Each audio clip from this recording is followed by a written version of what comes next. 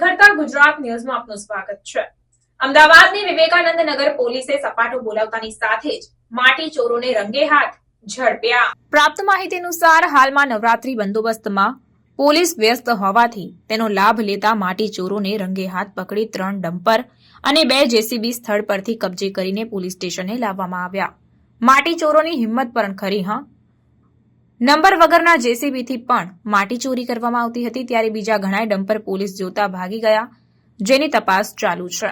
વિવેકાનંદ નગર પોલીસની પ્રશંસનીય કામગીરી જોવા મળી છે। સમિતિ સ્ટાફ અને નવરાત્રી બંદોબસ્ત હોવા છતાં ફિલ્મી ઢબે માટી ચોરો પર જાનના જોખમે રેડ કરતા અનેક ડમ્પર ચાલકો પોલીસને જોતા ભાગી ગયા હતા, પરંતુ તેમ છતાં ભારે જહેમત બાદ 2 જેસીબી અને 3 ડમ્પર કબજે કરાયા છે।